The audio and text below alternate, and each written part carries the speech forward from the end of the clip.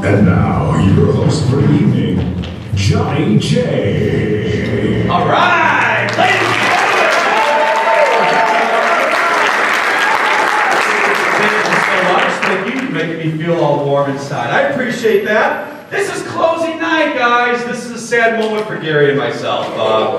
We've had quite a bond with the kids. They did a great opening night, and I'm glad you're here for the closing night. Ladies and gentlemen, before I get into any other announcements, I want to introduce to you Gary Caswell. If we could get Gary Caswell out here, please, Gary.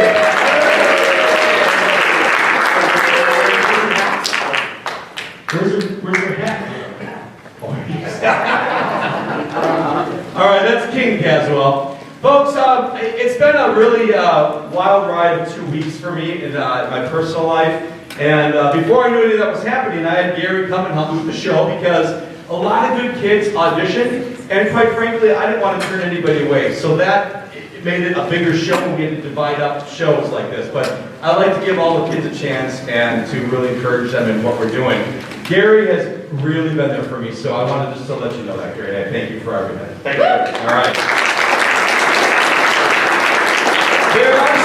There are some parents, you know, I was spacing a couple things, and some parents really came to the rescue, so thank you. Our admin, I'd like to thank, I know Adam is here, thank you for coming out here tonight. And, you know, these schools out here in the Kyrene School District really support the arts, and that's very important, I believe, in today's society, for sure. Now, ladies and gentlemen, one more quick announcement. I am putting together a New York trip. I have 21 people already signed up. We're going to go to New York in May after school ends. It's a 5-day trip. If you're interested, see me for details. One of the great highlights of it is we are going to see 2 Broadway shows, and we have a Broadway workshop, actually, where we're going to be on the Broadway stage, and a performer's going to come, and a choreographer, they're going to teach us a song and dance from a show we're going to see that night. So I think that's pretty cool. But if anybody's interested, let me know. It's New York, all happening in May. And now, folks, just to let you know what's happening tonight. As a theater director, I have many options of where I want to go with what I want to perform. And I talked to my wife about this, and I said, you know, I just want to do something a little different, a little challenging than just an average play for my fall show. So, in this show, I wanted to incorporate 3 different art forms that I think are very important in the theater world. The first one is sketch comedy. Sketch comedy gets overlooked at this age level and the curriculum, but I think it's very important because it's a very important part of theater history, especially starting off with vaudeville. And you got the old Carol Burnett show, Saturday Night Live, and Living Color. A lot of great comedians, great actors got their starts by doing sketch comedy. Sesame Street, they have sketch comedy. Yeah, right? And I think it's very important because it's a different way to act. It's all big and overacting and just having fun. So you're going to see some sketch comedy tonight. You're also going to see an evening of monologues. The monologues are very important because as a professional actor, when you go to an audition, they want to see you perform a monologue. You have to come out just like this, and there's a bunch of people, right, just like you're looking at me right now, and you give them a comedy or a dramatic monologue or sometimes both. And I want to let the kids know that if they pursue this after high school and in college, they're going to be auditioning with monologues. So I think it's a great time right now at this age to get used to what a monologue is. And you know, they're short, but these characters, we got into some great character discussions. Because every character in a monologue has a goal, and they have an obstacle they face, and then they have a tactic of how they can get around that obstacle. So it was a great learning lesson with the kids. At the end of the show, we are going to perform for you some improvisation. We're going to demonstrate some improvisation games. Now that, my friends, is a feat in itself, because Gary and I are both professional actors here in the Valley. We do a lot of theater and comedy. And some of our friends who are actors as well, they're like, improv's not for me. They're like, I don't know how you guys make up stuff on the spot and make a scene up. They like it like this, where they're lines, and they can look at them and memorize them. These kids do a great job. We're going to do a little demonstration at the end. So, please, folks, laugh. Applaud loud. This is all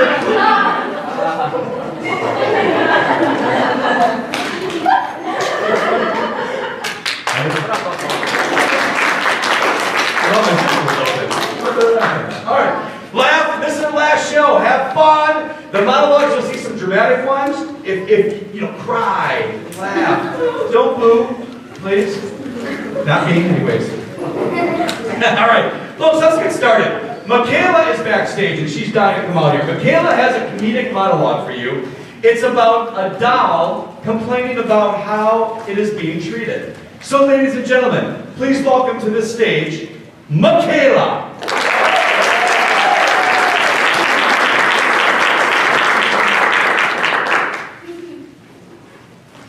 Look at her. Look at her combing her hair. The cheat, the two-timing witch. 1 minute, ew, you're so beautiful. The next minute, poof, boom, you're not. Back in the bed with all the other old toys, with the old crayons, with the crap-colored pencils and leftover Legos. I hate December, because that's when the newbies come in. That's when the new and improved version is coming. Shiny plastic packaging and shiny plastic skin. Look at me. I look horrendous. It's because of the sun exposure. Jenny left me in the sandbox last Sunday. Can you believe that? The sandbox. I had to find off 2 salamanders at the same time while trying to find some kind of shade so my hair and face wouldn't fade. But look at me. And ever since Jenny's friend Sarah decided on giving me a little haircut, well, let's just say I'm not the happiest camper. I tried really hard to warn her.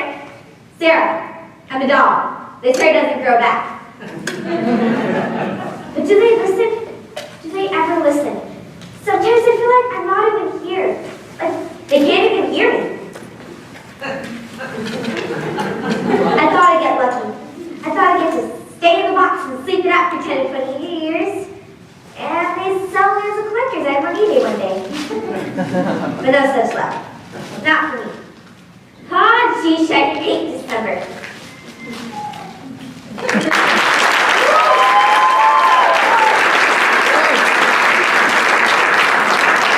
All right, folks, next up we have Nico. Nico thinks he's the Greek god Hades, and he's complaining about his problems, and it's a comedy monologue. Ladies and gentlemen, Nico!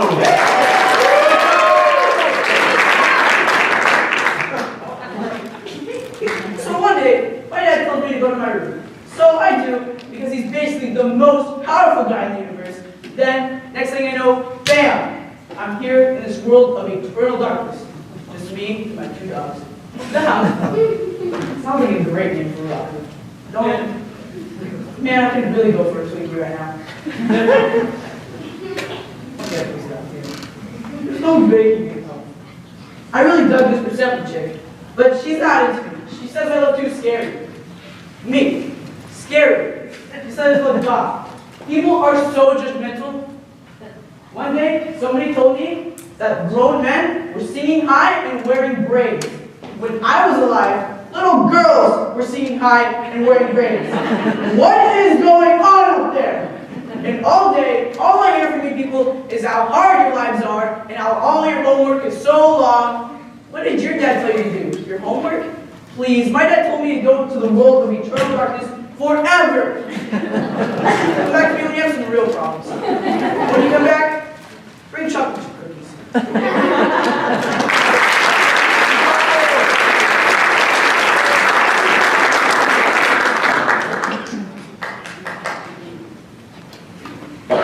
You all familiar with McDonald's? Yeah, you're gonna love this one. Are you all familiar with McDonald's? VNA is up next. She is doing a comedy monologue about a McDonald's worker who is a little fed up with customers. Ladies and gentlemen, VNA! Ma'am, I already replaced your burger for free the first time because you said it didn't taste right. Then I replaced it again because you said it was raw. Now you're telling me that this one is burnt? You have got to be kidding me. Where do you think you are? This is McDonald's. We ain't serving no sirloin steak. $10 an hour and I have to put up with the likes of you. I'll tell you what. Why don't you come up here, take my stupid apron and ugly hat, and cook your own burger in 128-degree heat until you're satisfied. Oh, and don't forget, you gotta smile real nice for all the customers while you're sweating to death, and the fry boys are whispering perverted jokes behind your back. No, doesn't sound like a good old time to you, well then I highly suggest you take your burger, walk on over to your little seat, eat it, and be happy I didn't smush an apple pie in your face. Have I made myself clear? Thank you. Have a nice day.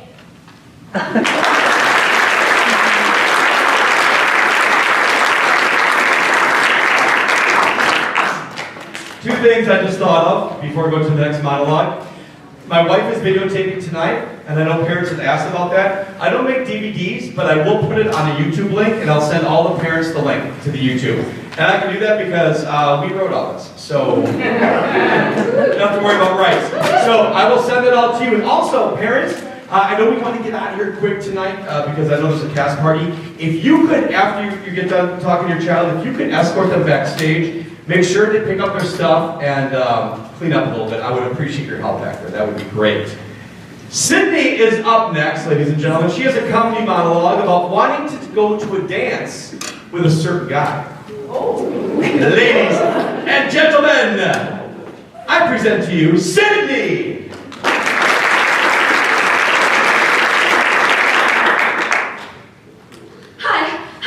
Hello, I'm Kathy, not a chatty Kathy. I'm sort of the inverse of that, an unchatty Kathy. It's the first time I've heard me talk to you in particular. Did you even know my name was Kathy? That I sit behind you in homeroom? Really? I've never seen you looking back. I mean, I've seen your back, not you looking back. Oh gosh. So I'm taking this public speaking class, and now here we are, in public speaking, though I'd hope it'd be a little more private. Could you excuse us, Patsy? Thanks. So in public speaking class, they say, start with a story, or something to let your audience know who you are. When I was 6, I was a proud bluebird of the Campfire Girls of America. As a bluebird, I had to sell mint thins door to door. When my brother heard this, he laughed. He said, "Oh, she's supposed to sell me cookies if she doesn't make a peep." I can feel my eyes getting a little wet, and I think my mom noticed because she said, "They're going to find her so adorable she won't have to make a peep, and you're going to take her." My mom got me dressed in my official bluebird outfit.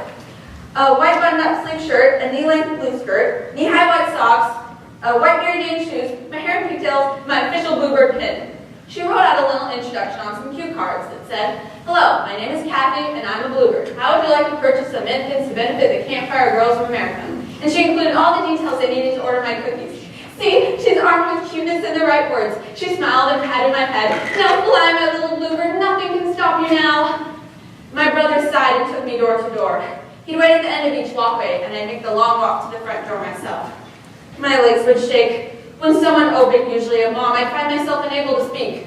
But I had my words, and each strange mom at the door would read them, smile, and buy my mint thins. I sold every box.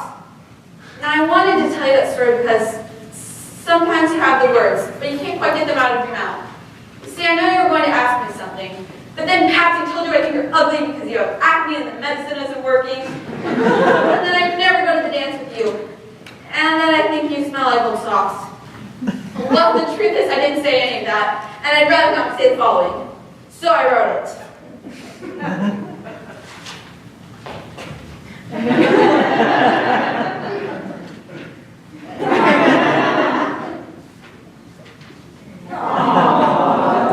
Well, what do you think? I have a blank card and a pen if that'd be easier for you.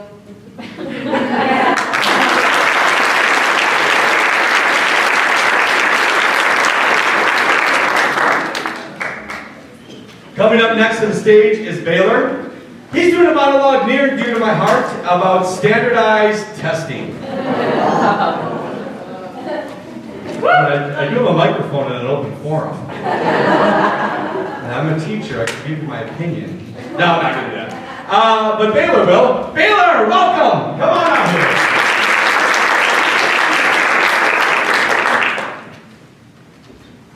The clock is looking at me. At first I think, hey there, clock. No biggie. It's a tool, a machine, like a calculator, or nose hair clipper. But to my advantage, this test will be cake. Total cake. But then I start looking down and reading these questions. I did not prepare for this. They didn't prepare me for this. What the heck does half of this stuff even mean? I flip the page all frantic-like, and the next page is the same. Words I've never even read, things I've never even seen. And that's when I look back up at the clock. 10 minutes have passed. This is when I kind of get that feeling, like something bad's about to happen. But I try to build up my confidence. I do a sitting yoga pose, there's my pressure points, massage my temples and press my pressure points. These are not your pressure points, not either. And I jump back into the test, but it's still ridiculous. It's like in another language or something. And then I can feel my hands getting all sweaty and the sweat's rolling off my hands onto this thing they keep calling my test booklet, which has now become my test sponge. Ew. And that's when I look back up at the clock again. 30 minutes have passed.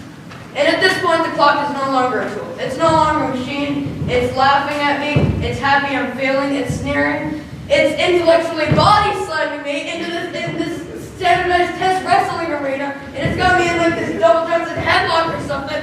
And the crowd is going wild. And I'm like, no, no. And the clock is still looking at me and it's laughing. And I'm like, no. No thanks, clock. And that's when I look back down at the answers. I try to solve them and I think real hard about them. And I do solve them. That's when I get to question number 2.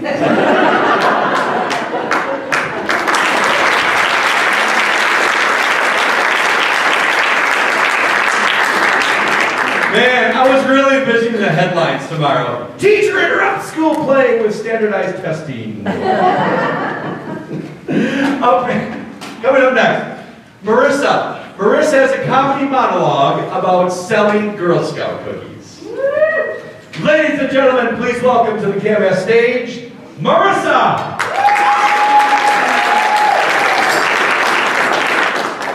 Hello and good afternoon. How are you? Fine, thank you. Would you like to purchase some Girl Scout cookies?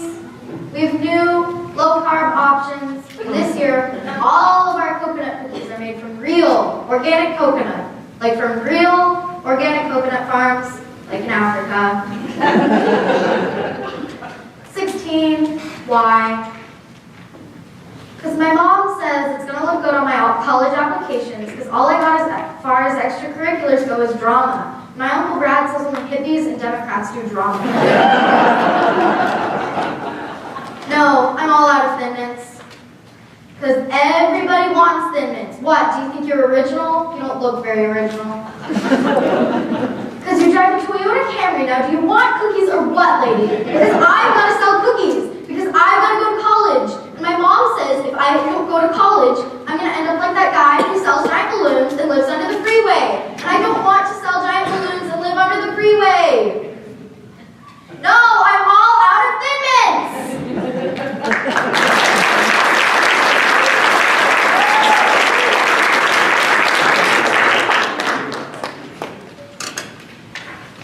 The next portion of the show, sketch comedy, ladies and gentlemen. We've got 2 of them coming at you. One is called Elevator Pilot, and it's about what truly happens when the elevator goes down. The next one is Lemonade Stand. 2 young, carefree kids open up a lemonade stand and then have some visitors. Ladies and gentlemen, enjoy the sketches.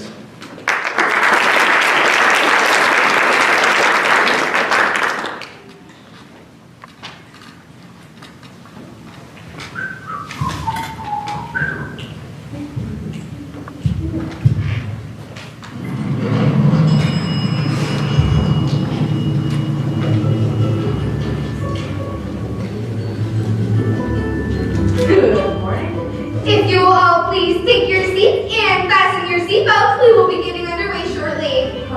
Miss, what's going on? Please make sure your seatbelts are fastened at all times. Should the cabin lose air pressure, oxygen masks will drop down for your use. Oxygen masks. Stewardess, flight attendant, In case of trouble, we may have to ditch over water. In such cases, you may use your seat cushion as a flotation device. Lady, I'm staying in an elevator. Thank you for flying with us today. The captain will be here momentarily. Enjoy your flight. Oh, I'm so glad someone else is in here. You wouldn't believe Noah's just in here. She's crazy, I think. She treated this elevator like it was a cockpit and tower coming over. Roger that tower, let's go for the checkpoints. Our man and practical jokers, I love that show. Frenny pan? Check. Vertical stabilizer?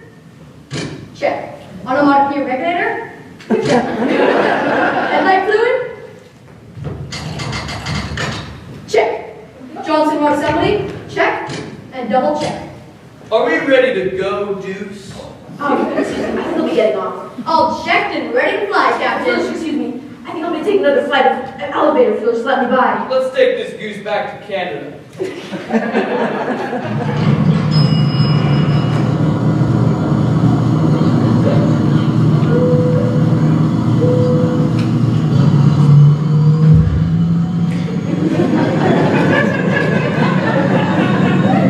Number 4 is on a little tight. Check it out, will you, Deuce? Will do, Captain. Captain, number 4 is on fire. She's diving. Come on, Bessie, you go! 5,000, 4,000, 3,000. Captain, we're going down. Not if I can help it. Please, this can't be the end. I'm too young, too smart, and too beautiful. Help! 2,000, 1,500. She's stuck. We're losing her. I haven't lost one yet, and I ain't losing one now. I'll put this bird on and tempt me down lake if I have to. There's so many things happen, can't it? See the sunrise of the Grand Canyon? We all the Harry Potter books. I can remember an idol. Please, I want to live. This is for your seat. Harrison, hand me the parachute. Get a hold of yourself, miss. 1,500. One thing before we die, Ace. What's that, Deuce? Ace, I'm your father. I knew that.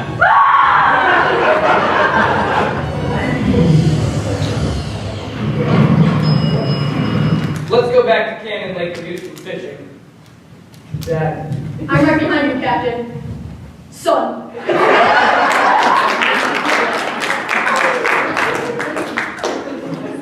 Thank you for flying with us today. Goodbye. Goodbye now. Goodbye. Goodbye now. Goodbye. Goodbye now.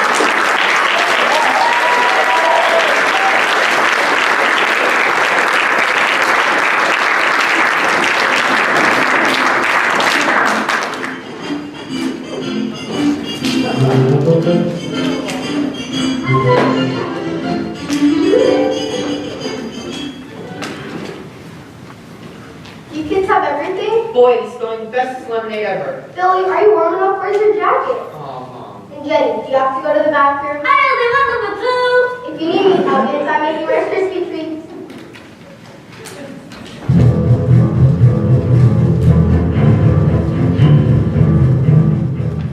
I'm Mr. A.L., retentive of the IRS. You are Mr. and Mrs. Billy and Jenny Wilson? She's my sister. I'm a big ball. I see by records that you have filed any corporate taxes. Corporate taxes? I'm four. Contrary, excuse me, I've read it all before. All we got is 60 cents and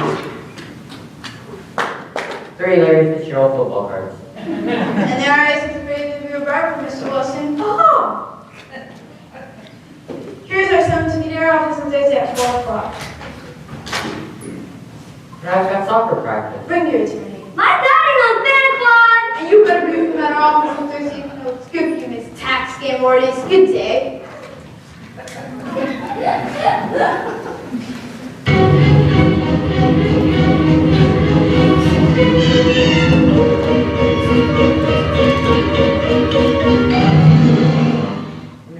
It's only a nickel. That's 5 whole cents. Yes, I'm sure. I'm Miss Meany, the city health inspector, and I'm here for a monthly evaluation. Evaluation? I'm 4. Yes, I'm sure. Shall we get started? You've got a code violation here. Your lemonade is not cold enough. Mom is making ice for us in the house. I can do a cartwheel. Oh, no. There are various types of bacterial cultures here. Non-codadis, BB, and Wami Nutriogus. You people are just asking for it. Gee, lady. These code violations are not fixed within a month. I'll be back to shut you down. We go back to school on Tuesday. 4269, that sign has to be at least 4 feet off the ground. I need to make sure the building inspector's out here Wednesday. Hey lady, you got hair and you look just like my daddy! Oh my god,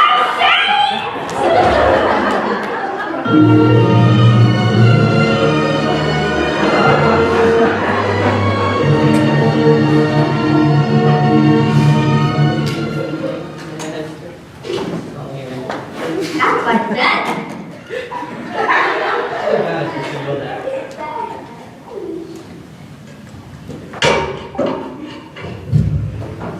Nice little place you kids got here. Sure would be a shame if anything happened to it.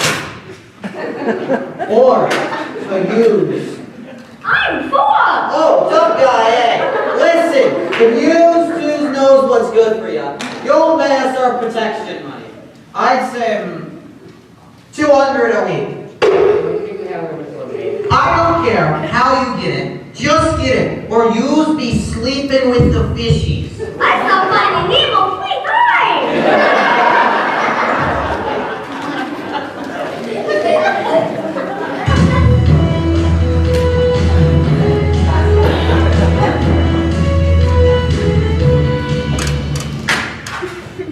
Number 8. Nicola Glass, eh? That's 5 cents! Listen, you. I'm Bigelow, president of Take America to the Bank Gasoline. Are you trying to make us look bad? I don't understand. You sign, boy, you sign. You're selling lemonade for just 5 cents a cup. How the heck do you expect us to jack up the price of gasoline if people see you and 2 kids charged for the actual value of your product? It's unnatural, unconscionable. It's... Oh no, Mary. There's no comparison 6 cents tomorrow. Well, that's a start. I want to see whose prices rise, rise, rise. Do you hear me? Start charging extra if they want cups too. After all, we don't want to be the only industry looking greedy when we go up to $5 a gallon next week. Did you just fart?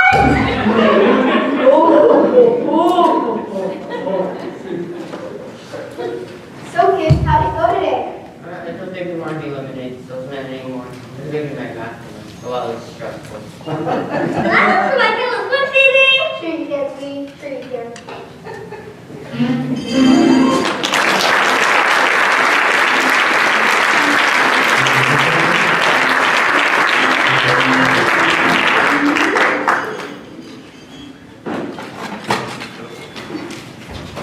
Continuing on with the monologues, next up is Guinevere. Guinevere has a comedy monologue about babysitting her younger brother. Ladies and gentlemen, Guinevere!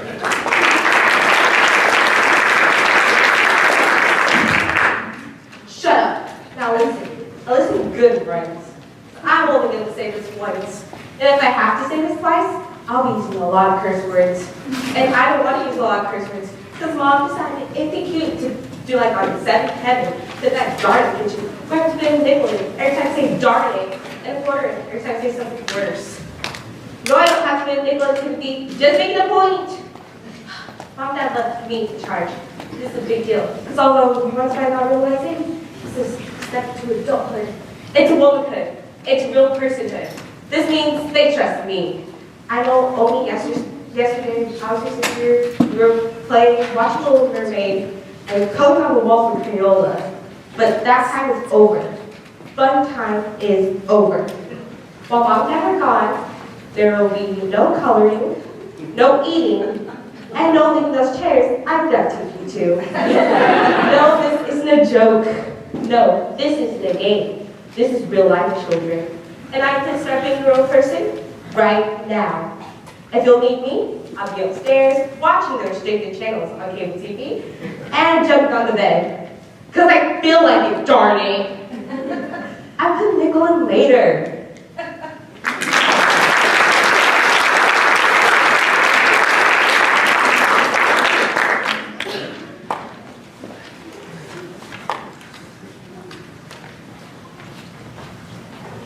Coming up to the stage next is Spencer. Spencer has a comedy monologue about not wanting to go into the pet store.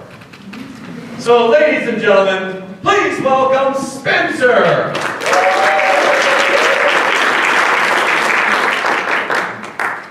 I'm not going in there. I'm just not.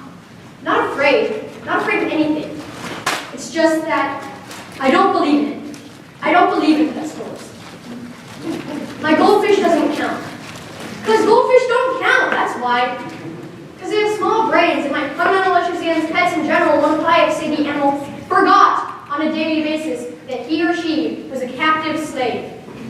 Because pet stores are cool.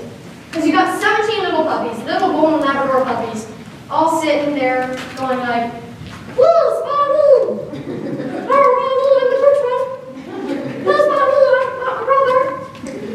It's sad. It's depressing.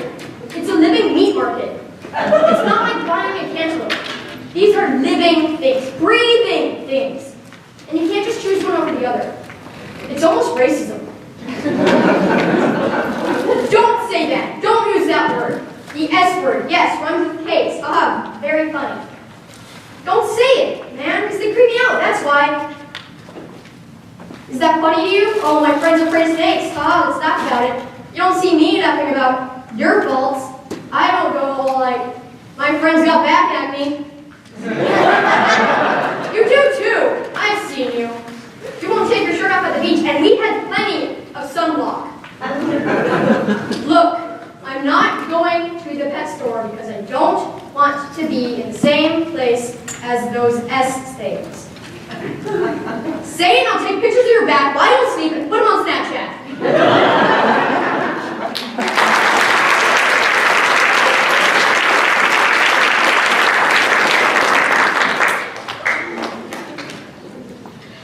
Jalen is up next.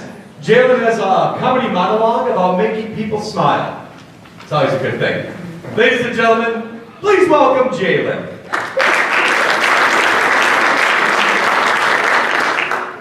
Good evening, Mrs. Audience, and Mr. Audience, too.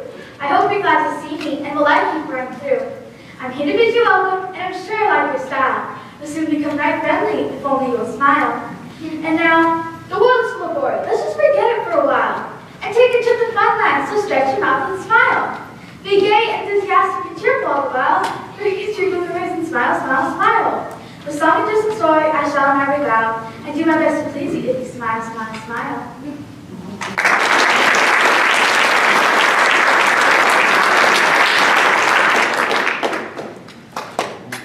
We have a dramatic monologue up next, ladies and gentlemen. Anthony is going to come to the stage. He's performing a monologue about a rebel teen who gets accused of stealing. So, ladies and gentlemen, Anthony!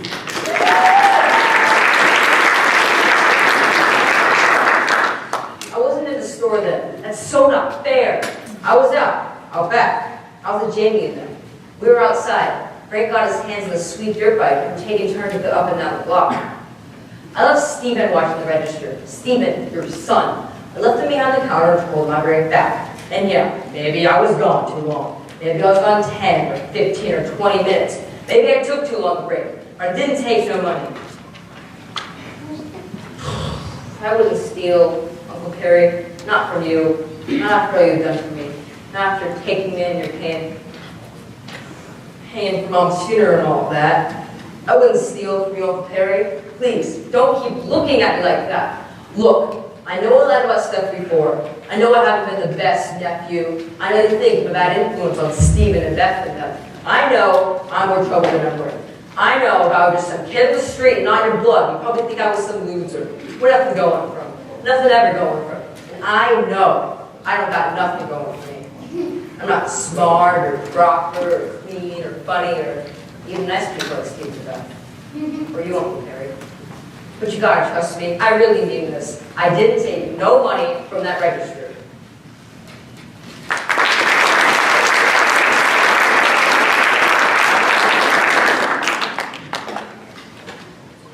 Ian Berkram is up next.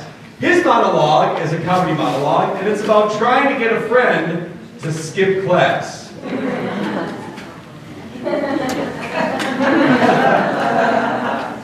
Wonder if that's ever happened in my class with him. Come think of it. Ladies and gentlemen, please welcome Ian.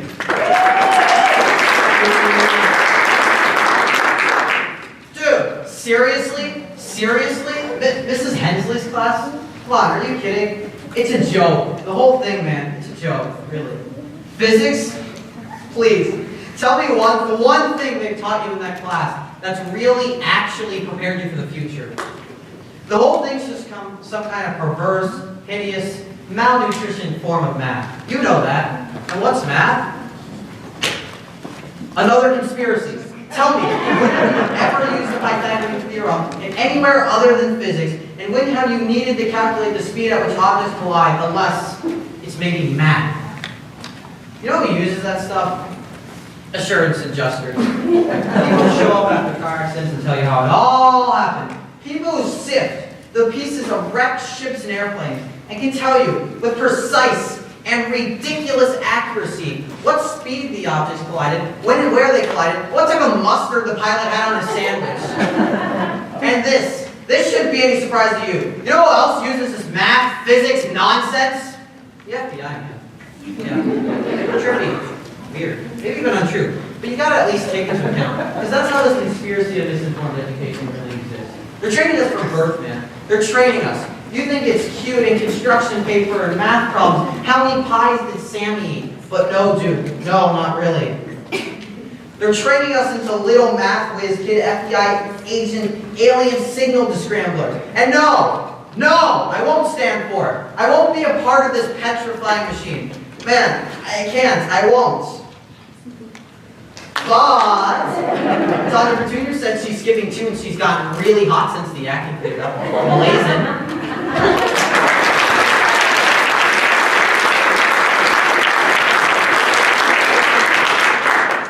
We have 2 sketch comedies coming for you. The first one is called Donner Party. I love the sketch because it deals with the impatience of society. We all move around so fast and everything's at our fingertips, and this is what happens when things run a little late.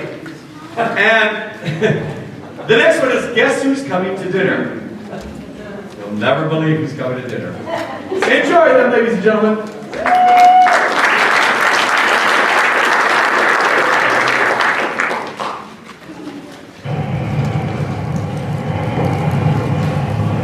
Oh, thank God I found you guys. I've been lost for what seems like days. Who are you? What do you want? What do I want? I just want to get out of here. Can't you help me? We can't help you, mister. No one can. We've been stuck here for what seems like days. They said they'd come, but they don't. I don't think we're going to make it. And now you're here. One or not feed and a big one attack. You got food? I'm starving. There's a shop here. We've got fresh meat. It's all we've got. What the heck is this? It's a Candyman. You're driving me insane. I'm calling it a candy mix. I told you once, 20,000 times.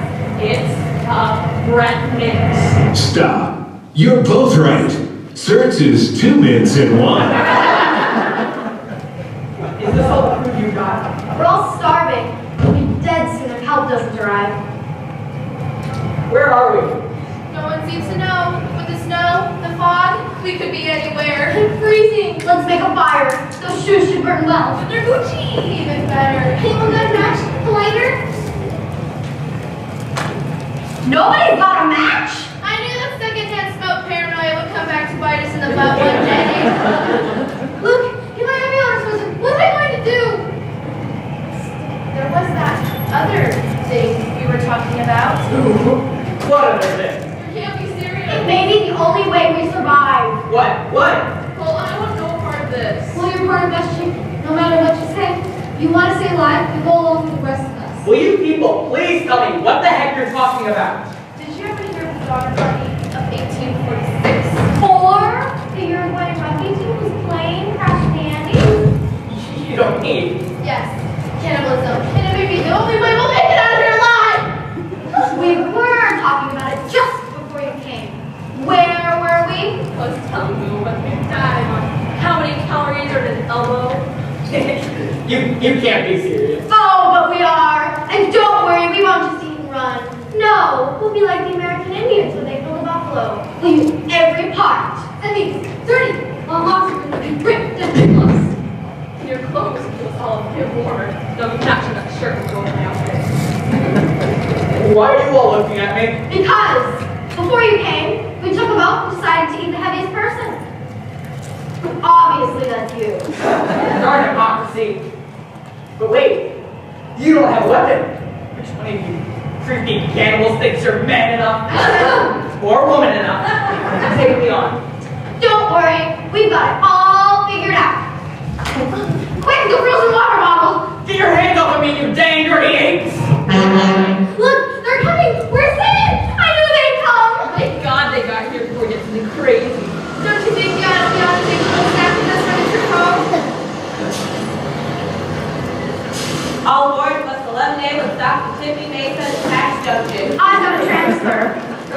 man, you're at least 10 minutes late.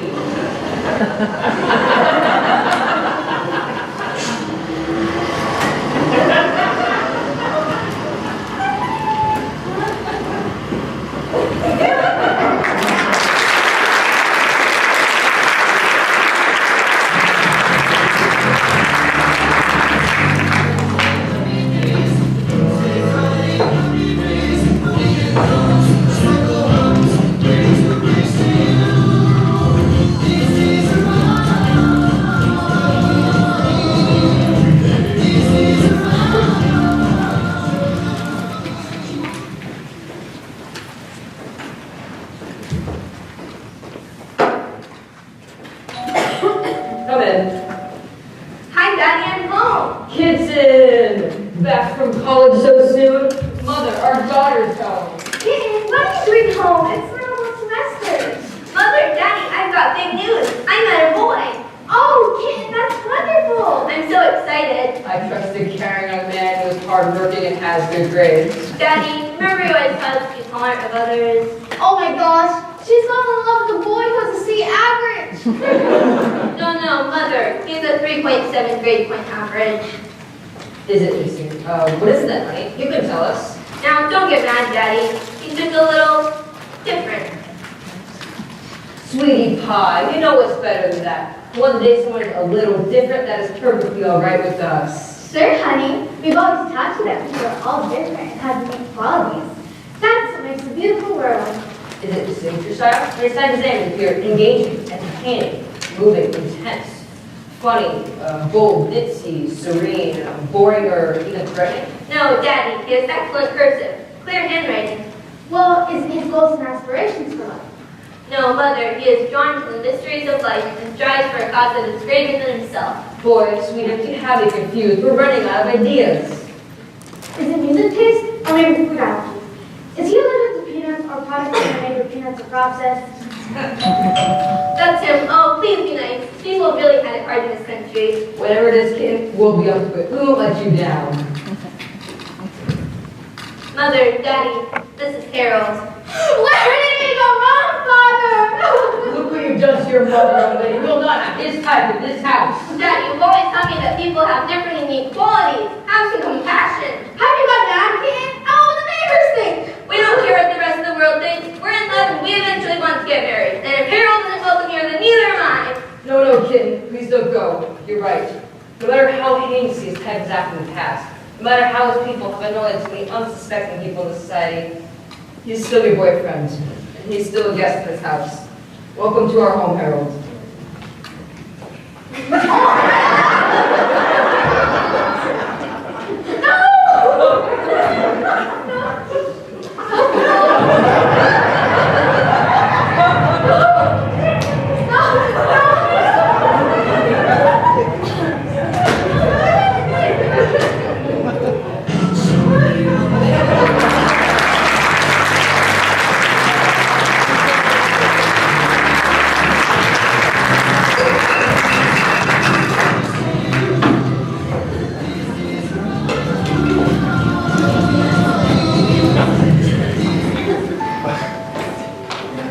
Oh, what just happened?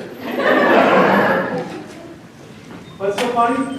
I'm not the host.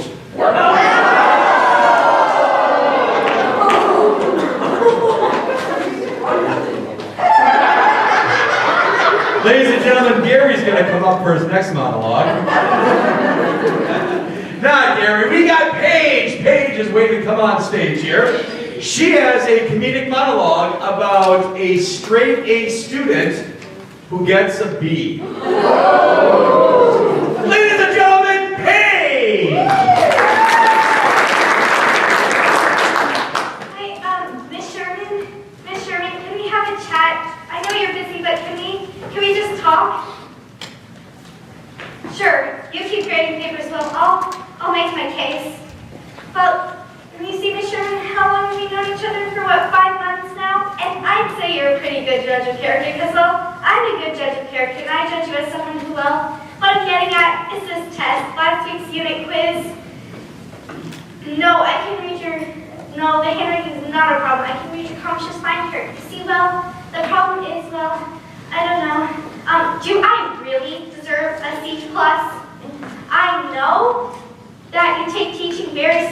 seriously, but I also take learning very seriously. And I know C is satisfactory, but it's also another thing, average. And I am not average. I've maintained a 4.0 grade average since the 2nd grade, with one exception, a 5th grade math class, which I was way too qualified for. But without that, I've never gotten anything lower than an A- on a report card. Yes, I expect colleges will be very impressed, but that's the problem. You see, this C+ pushes my grade average down to a B. And well, to me, and to my overbearing mother, a B in this class screams of one thing, Neanderthal. And I am not a Neanderthal. I am not satisfactory. I am not average. I've been better than that, and thank you, Miss Sherman, for changing my grade. I judge here as a good judge of character, and well, thank you. Yes!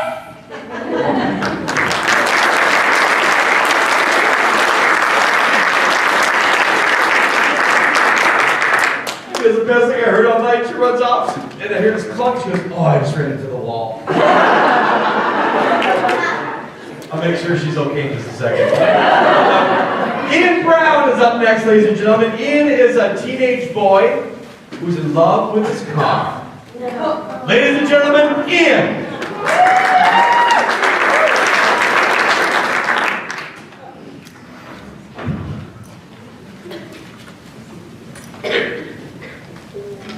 Six-cylinder, bro, bulkhead seats, ice cold AC. Feel that power, man. That freedom, this is it. This is what we were meant to do, bro. Drive like kings, bro. Drive. Smooth sailing like pirates. But in a car. We're pirates, man. Job to, bro. Don't open the glove compartment. Because you'll break it. That's right. Well, I mean, it's not broken. It's just jammed. Like, there's a difference, bro. Broken means it don't work. Jam, it's complicated, bro. Like, you just still put stuff in. You just need, like, a flathead screwdriver. Flathead, bro. I don't have a bat, just in case. Sick, dude. Drive, listen to that. You hear that? They're not the radios, bro. Keep listening.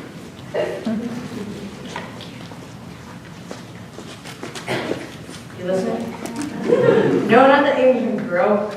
No mom screaming you to do the dishes. No dad screaming you move. Oh, freedom, bro, freedom. This is it. This is the life.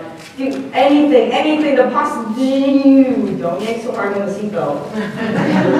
Because you'll break it. That's why. It's not loose, it's just a little delicate. Well, I'll worry about that when I get into an accident. For now, yank your own car if you want to yank your own seatbelts. Pirates.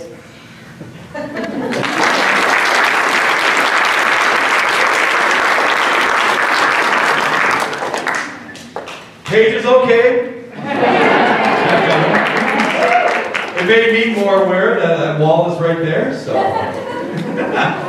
Ava is up next, ladies and gentlemen. Ava is doing a dramatic monologue about a babysitter who thinks someone's about to break into the house. Ladies and gentlemen, Ava.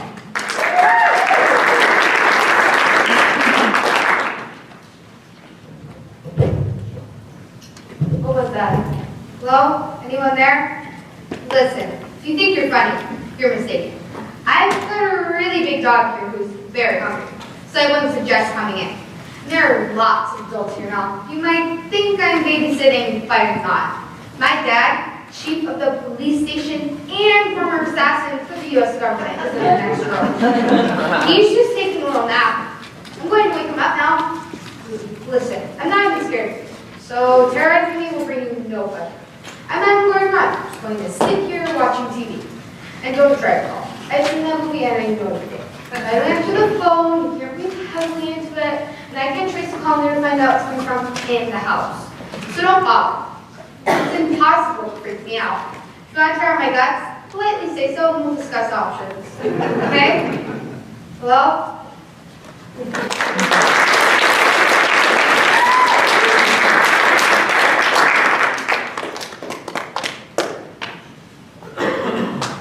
Molly is coming up next.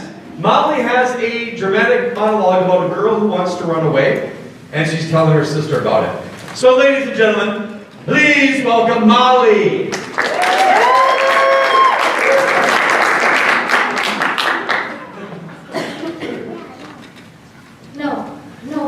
are called pros. They're the best stare anyone could ever wish for. It's mom and dad. Everything I do is wrong in their eyes. Dad is every boyfriend I've ever had. He won't let me near Alberta. He said if he ever caught me with him again, he'd kill it. Alberta never did anything. She just loved me. And mom, she just agrees with whatever dad says. So I have to go.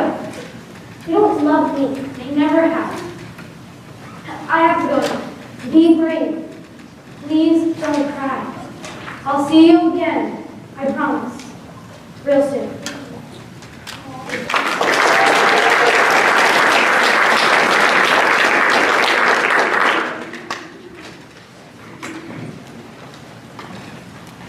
Sophia is coming up next, and she's going to do the last monologue before our intermission. So after she is done, house lights will come up. We got about 10 minutes, and make sure we've got some beverages and snacks back there, and help yourself. Well, you have to pay for them, so. But you know what I mean. Sophia is coming up next. Her comedy monologue is about elf pressure. Ladies and gentlemen, now, Sophia.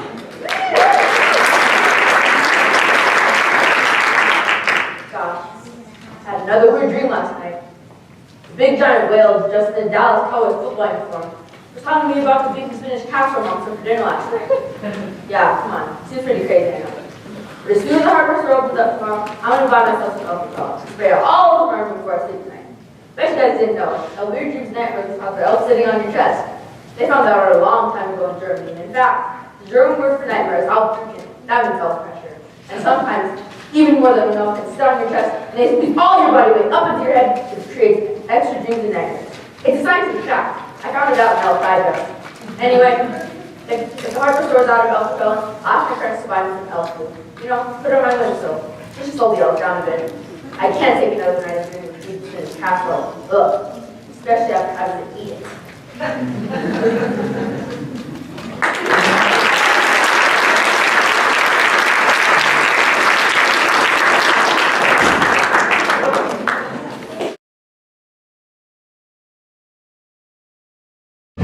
In prehistoric times, early cavemen had to deal with tremendous adversity, attacks by wild animals, a scarcity of food and water, and the lack of a really good medical plan. Wrong left side hurt.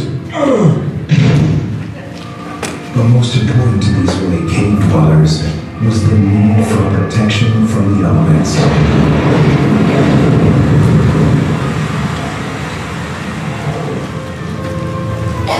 We go back now to a caveman and woman in search of suitable shelter. Why, hello. I'm Elena, your sentry, unknown realtor. And you are? Me forgot this grog. You're here to see the old Flintstone essay, aren't you? Well, you are going to love it. Why did they move out? Oh, you know, he had a little bit of success, invented the wheel, made a fortune. He had to bring to this place called Paradise Valley. Neighborhood? Oh, this little web room. No, Beth, Glenn was part of a wonderful new stone fence community called Sunset and the Whispering City Source. It's a double development. Expensive?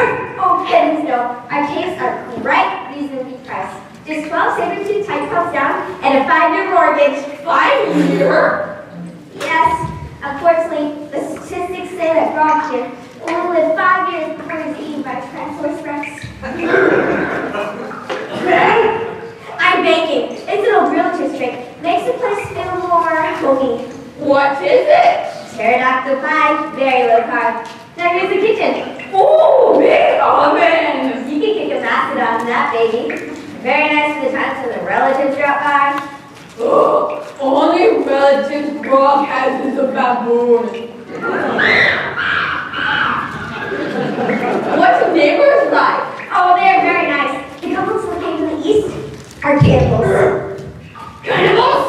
Oh, not to worry. They're very old and have lost their teeth. Occasionally, they might try to gun you. It actually kind of tickles. Where kids go to school? You're in a wonderful school district here. It gets happy hunting gathering collective. And don't worry about them graduating. We've been assured that there won't be any AZ merit testing for at least 10,000 years. Go! Rockets and patients don't like house hunting. Rather be home watching the big game with his favorite team, the Arizona Velociraptors. Let me just show you a few more things. The campus comes with all utilities. Water, sewer. Sewer? Yes, actually it's just the bottomless pit in the back of the cave. Just make sure you don't fall in when you go into the bathroom, and you won't find it until after the ice age. Me not think that's what we're looking for. I know it doesn't look like much now, but I'm sure if your gentle lady's touch me could be quite homey. Hanging animal skins there, some wall painting hieroglyphics there, maybe a bronze source hole over the fireplace. It'll feel just like home. Okay, we take it. I said we take it. Wonderful. Here's my card.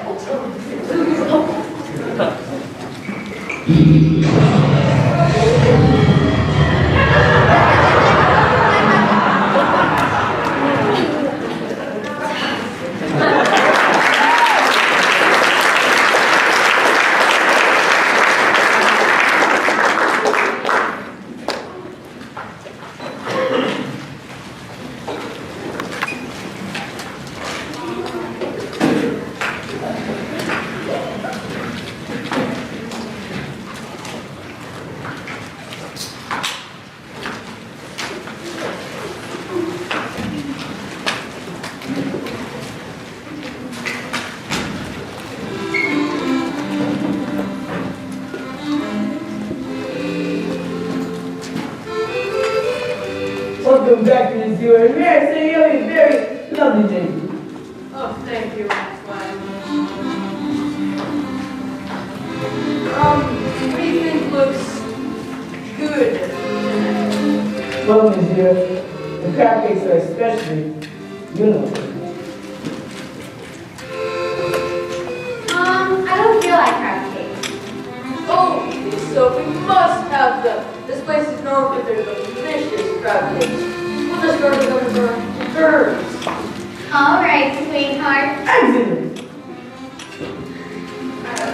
I want 5 feet. 5 feet, my dog. I want a horse. You want, okay. Wait, the doors.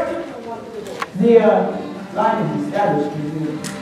Give me $10 on, let's say 23.5 feet. What you talking about, honey? Oh, nothing, my little snuggle bunny. Ooh, look, here comes a cat fix.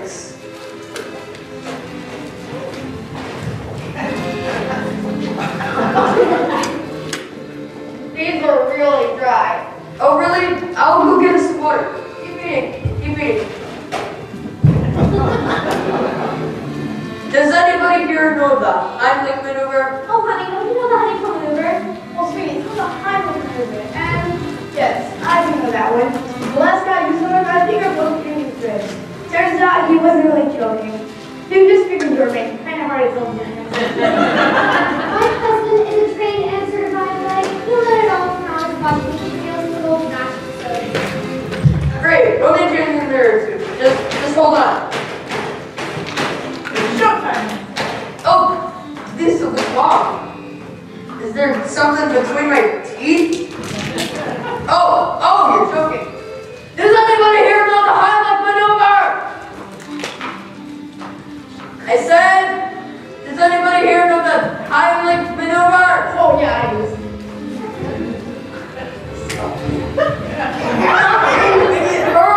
Okay, Rob, please. YouTube and Hawkeye. Don't film me now.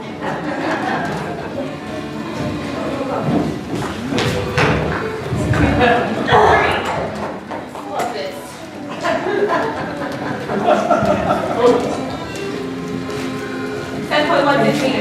In feet and inches, you egghead. Oh, but of course. 20 feet, 6 inches. And you're running leads again. You jump! Look,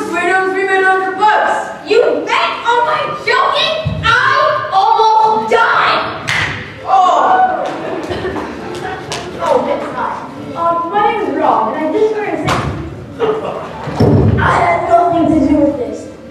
Monsieur, you was impressed. No one can beat you. I've just been having a run of luck. Yes, I see there's an opening this Thursday night. Well, I have a man, this one girl. She's got a great appetite.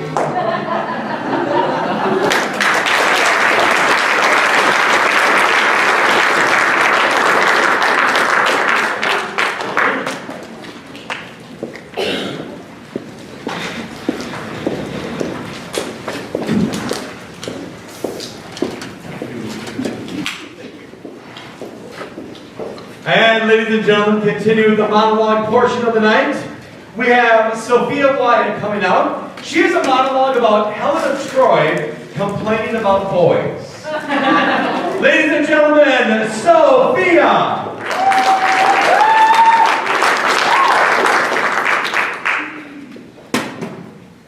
You think this is great? Romantic? Exciting? Live my life, sister. This is terrible. Two boys fighting over me. Do they ask me what I think?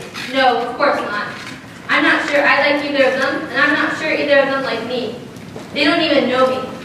They just say I'm pretty. Oh, Helen, you're so pretty. Helen, your lips are like rosebuds. Rosebuds. They really do say that. See what I'm saying? It's a little icky. Plus, half the time they show up to see me with black eyes and split lips from fighting each other. Ugh, maybe they are cute, but how would I know? I only see them when they're red, all black and blue. They think it impresses me.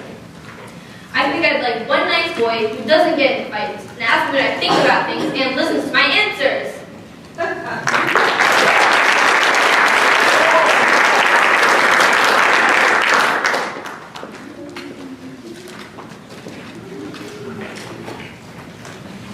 Up next is Angelina. Angelina has a comedy monologue about a girl explaining to her brother what happened to his comic book. Ladies and gentlemen, Angelina.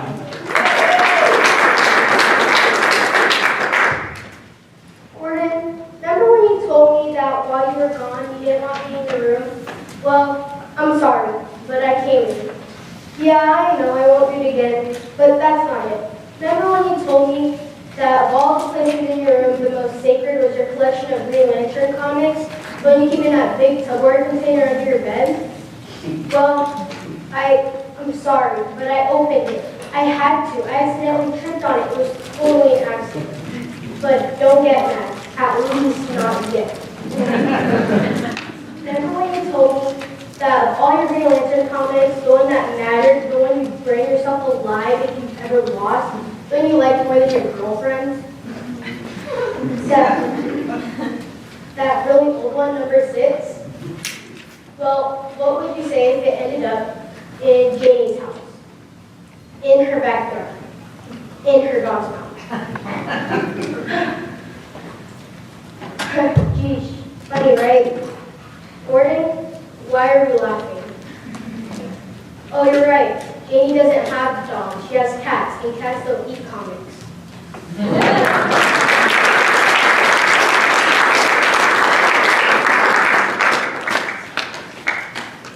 All right, we've got Justin up next. Justin has a dramatic monologue about a boy and a brother in the swamp.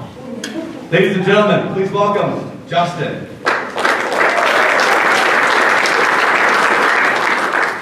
There's a stretch of road called Alligator Alley where, if you got one, you could drive your car for miles and miles at night without seeing another car. But for sure, you'd see the white, yellow, blue reptile surrounding you, like overwhelming you, telling you things like, yo, go and get where you think you're trying to go. And for sure, get off Alligator Alley. Some people prefer to use the word marsh instead of swamp, because the marsh is less like somewhere where monsters live. I prefer swamp. A swamp is rotting, squishy earth. A swamp is a place where the fish hide from the cranes hide from the gators, and the gators hide from the airboats and pickup trucks. And me and my brother, we hide from everything, because we got to. A swamp is a place where mosquitoes take up every inch of breathable air, searching for your blood. From a distance, it looks like a puff of smoke, then you realize, nah, it's just mosquitoes. And just when you think you're safe, Just when you think you've batted the last one away, another one sets her bipod legs up on you, and you don't realize it until it's too late, until she's gotten every inch of blood she needs from your body. A lady at church center said that some guy or some people made God real mad once, and God sent bugs as punishment. I don't know if she said mosquitoes, but mosquitoes are bugs. She said that was over. But after about 5 minutes here, 5 minutes here in the swamp, you realize that God's still real angry.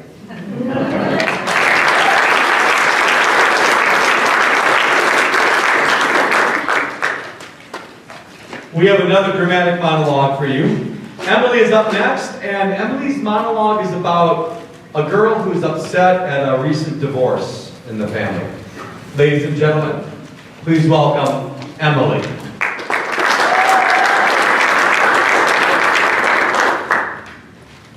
Selfish? I'm selfish. How can you say that? Just because I want to go out with my friends that are sitting around here feeling sorry for you? You always do that. Anytime I want to go out, you tell me how mean and selfish I am. How I don't care about family. But you were the one who cheated on Mom. You were the one who ripped our family apart. So instead, you put all of your guilt and shame on me. God, is it any wonder I hate coming here to school? It's not because I don't care about the family. It's because you make me feel so mean and selfish that I need to get away. Can you for once stop thinking about yourself, Dad, and realize the things that you say about me make me feel like I'm the worst person who ever lived? Why would you do that? Why do you hate me so much?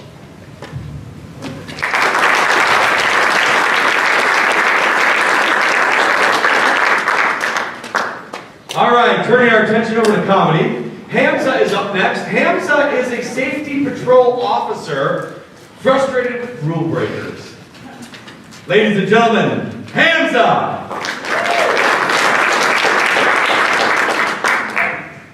Hold on, don't run. I said don't run, Steven. This isn't the Olympics.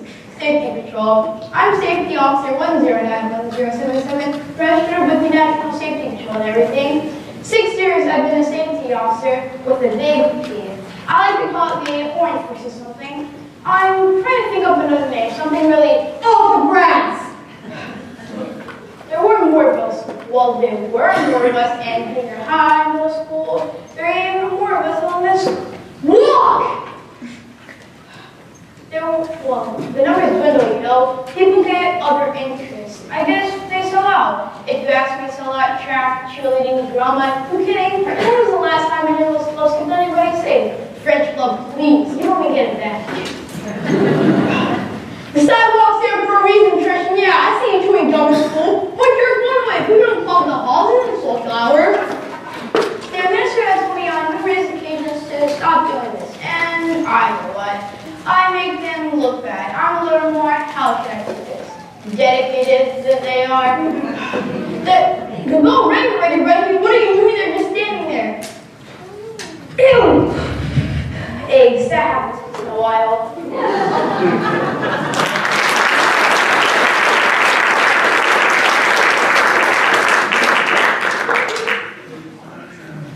Ryan is up next. Ryan has a dramatic monologue about a girl and her haunted house. Ladies and gentlemen, Ryan!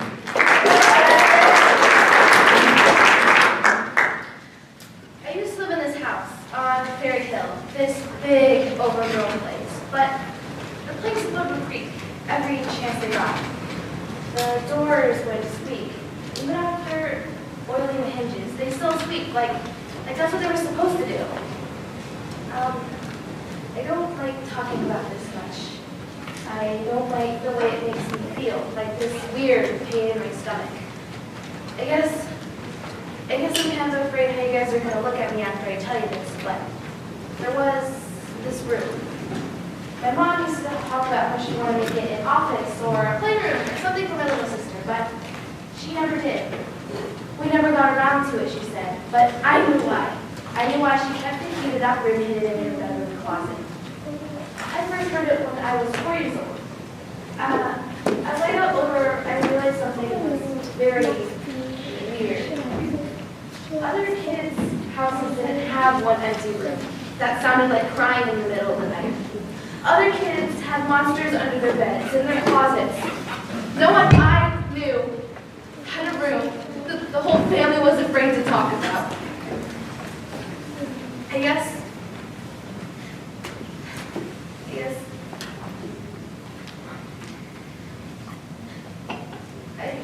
we moved last summer, and I decided I had to know. I had to know what was in the room. So all our stuff was packed on their way out. Each room had like a lamp and a bed in it. It was a gamble, but sure enough, there it was, my mom's bedroom closet. The key I had been prepping myself, setting myself up to get for years. And I don't want to tell you what I saw when I walked in. I don't want to tell you what it looked like or what it sounded like up close. And I don't want to tell you what it said to me. You guys wouldn't even believe me if I told you. People look at you differently when you tell them ghost stories, especially the true ones.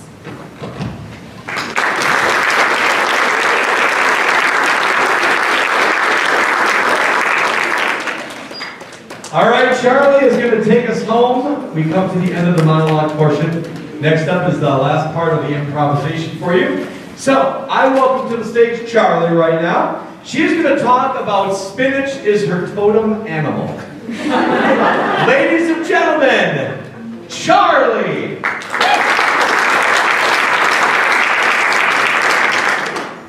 I'm sorry, Mom. I cannot eat the spinach. Spinach is my totem animal. Eating your totem animal is a taboo, a crime against the divine order that brings misfortune and death. Mom, stop laughing. I am very serious. You can't just go around eating your totem animals and expect to stay healthy. Where did I hear this nonsense? I read it in one of your books from college. A totem animal is an animal who protects you. For what? Well, from my science teacher giving us way too much homework. And from forgetting my umbrella on days it rains. And from that weird guy who lives next door who watches the visible garbage panel up and down the street every single morning.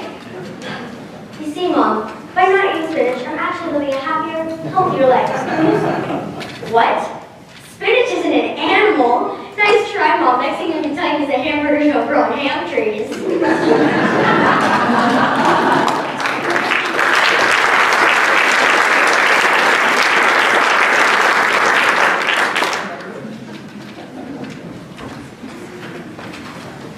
All right, we get the house lights on, please. Thank you. There's a lot of you out here.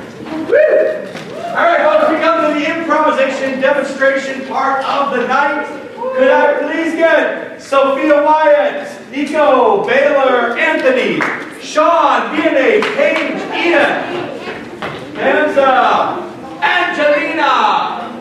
Thank you very much. You guys get your teams, whatever teams you want tonight. And Gary! Trying to sneak in there. Yeah, whatever teams you want. All right. Ladies and gentlemen, in the game of freeze, we're going to start off with two people. What they're going to do is they're going to start an improvisation scene. At any moment, any one of the team members can yell, freeze! And they must freeze in that position. The person who yells freeze has to come in, decide which one they want to come in for. Tap that person on the shoulder, that person leaves. The person comes in, takes their frozen position, and starts a completely different scene. So, I need one person here. Oh, one person here. Oh, come on up. All right, come down stage, please. All right, good job. All right, now, worst Christmas gift ever. Chia Pet. What? Socks. The death of my favorite actor. The death of your favorite actor. Who's that? Okay. Itchy sweatshirt. Itchy sweatshirt. A pineapple. All right. Okay. Anthony, you are wearing an itchy sweatshirt.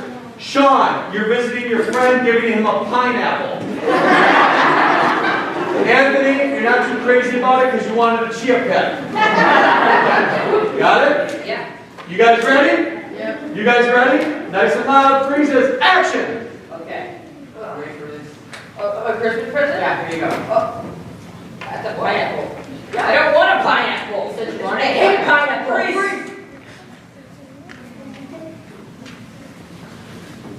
What? Did you just... What is this? Is this supposed to be food, bro? I'm not gonna eat this. Please say my baby, please! I'm sorry, sir, but who are you?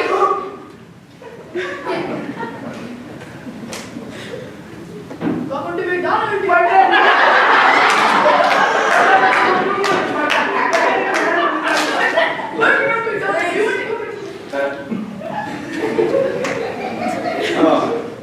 Look, man, you want the freaking cookie or not?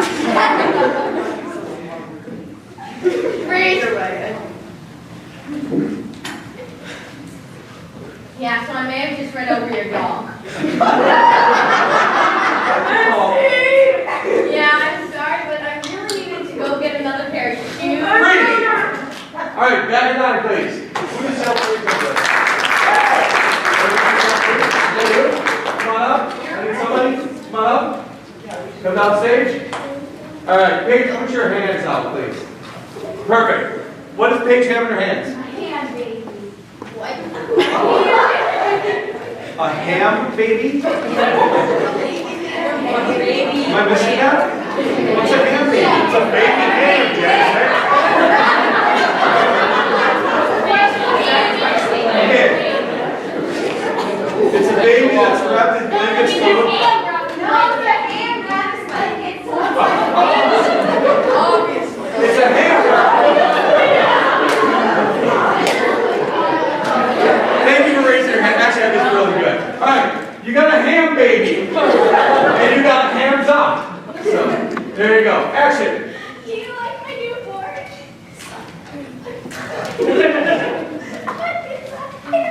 Freeze. Project your mics are off. My hands. They're purple. They're purple. You know that drum I gave Great. you from Don't hurt me. Give me my money I need. I'm homeless. Freeze.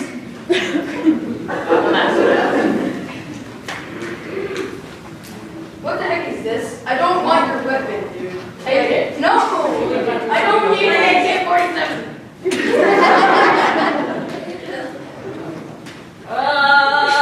Spend me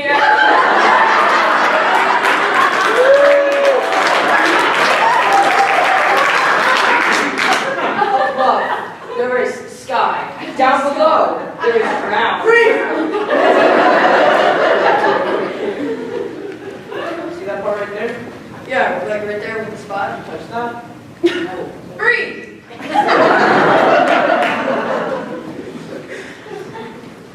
Yo, what's up, man? What's up, man? I just killed your wife. You just gonna...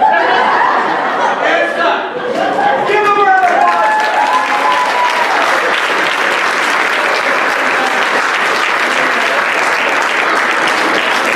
Go do your homework. Get it ready for Monday. All right, Foursquare. I need Ava, Jalen, Marissa, Ian Bertram.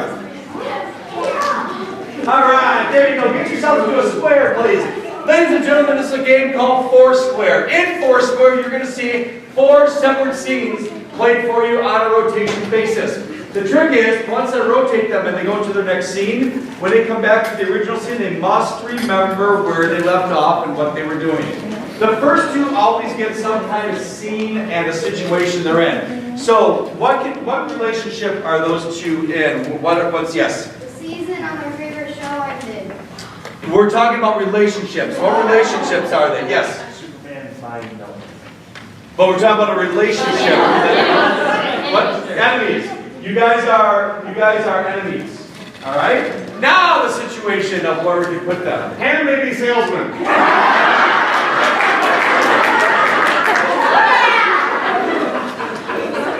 You guys are, one of you is a ham baby salesman. Rotate. This group always performs a scene with an emotion. Jealous. You're jealous of something. Rotate. The next 2 come come up, they need a job. What job can we give them? Put your hand down. Yes. What? Airlines? Airlines. Whatever you want to do with that. Whatever you want, your airlines employee. All right, and the last two, this is my favorite. We provided the first line to start the scene. Yes.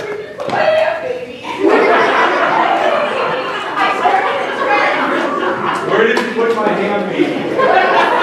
Rotate. Review from the audience. Louder. Hand baby sales. Rotate. Keep your volume up. Your mics are off. Okay, let's see. Yeah. Rotate. We're air flight people. Rotate. Who's who? I just got my hand baby. Okay. Rotate. Bring it the square down stage just a little more. There you go. And action. Please, buy my hand baby. What the heck is a hand baby? Just buy it, please. I'm broke. Well, how much? Rotate. You give me the sandwich. No, the sandwich is mine. Sandwich makes me strong. No. Sandwich is mine. Rotate. This is your captain speaking. As you can see, there's an AR-45433. Not AR-5433. I asked for your opinion. Rotate. Where'd you put my hand baby? Look, one day it's Thanksgiving. We need to eat. I go back on the street when you're doing it. Rotate. So how much are you talking here? That's way too expensive. I mean, it's a baby. Rotate. Sandwich is mine. Oh, my sandwich! Your own sandwich. Rotate. Can I ask for your opinion, woman? I don't care. I don't know when we stuck to R533. Why not? It's the perfect conclusion. Rotate. I was supposed to keep that and give it to my grandmother. She loves babies and ham. You know what? Reverse rotate. You know, nothing's challenging us to a fight right now. We're gonna win. We're Diagonal rotate.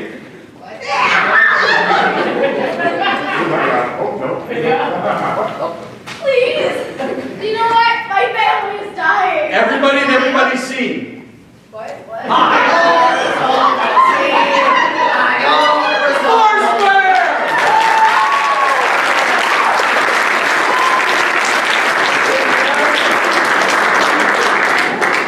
Next up, I need Spencer, Justin, Ryan, Guinevere, Sophia, and Emily, please.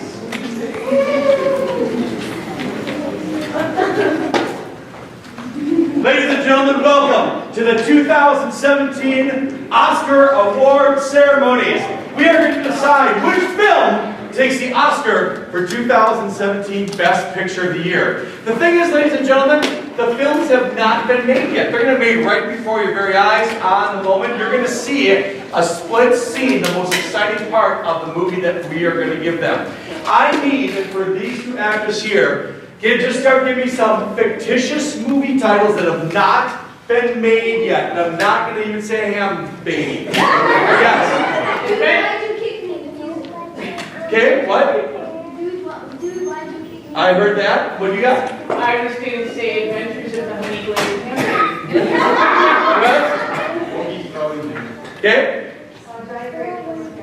Okay, way back there, Charlie. Pork Babies 2. The Revenge of the Pork Babies. All right, did you hear on those? Anything that you like?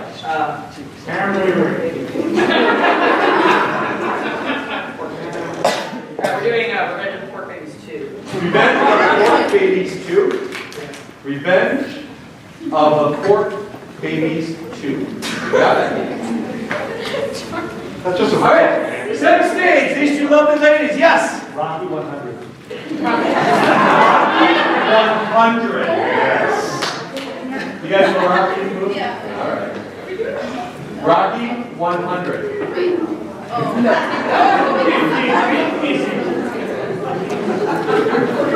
Not into Rocky, I guess. Yes. Trap 3. How are we still in the mud? Okay.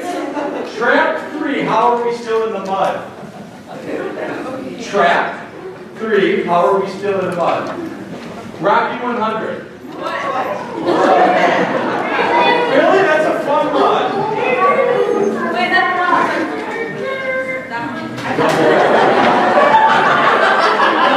Don't worry about it. You just made me feel really old. All right. These two ladies eat. Yes. Stop, drop, and eat. Stop, drop, and eat. Ladies and gentlemen, you are about to witness all of these scenes from these 2017 Oscar-nominated movies. At the end, I'm going to come to you, the audience, and you're going to vote by loudest applause which movie wins the Oscar. So think about which scene you like best. Ladies and gentlemen, it is my honor to present nomination number 1, Revenge of the Pork Babies 2.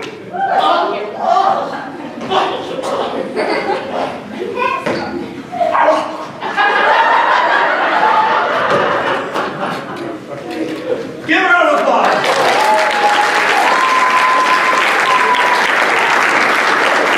The next nomination for the 2017 Oscar, Trapped 3. How are we still trapped? In the mud. Been caught in this mud for 10 years. 10 years is quite a time. Quite a time to give us more time for another movie. Oh, Jimmy! Sorry, I got free 5 years ago.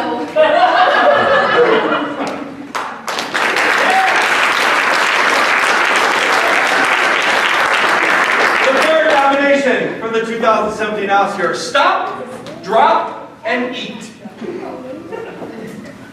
Hey, sweetheart, I'm home. Yeah, this video is pretty good too. I keep you guys because I got an F on the test. Whoa! Sweetheart, it's our big dinner. I don't care, Mom. I'm hungry. I just stopped talking.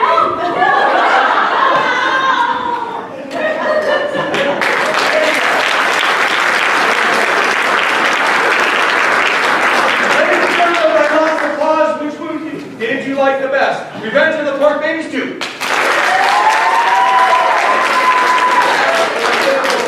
Trap 3, how are we?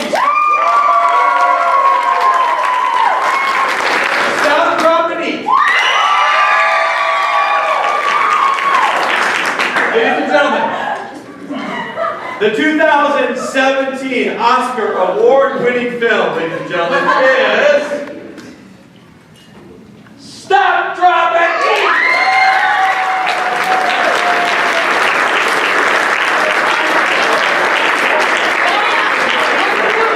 Dad, where's the food?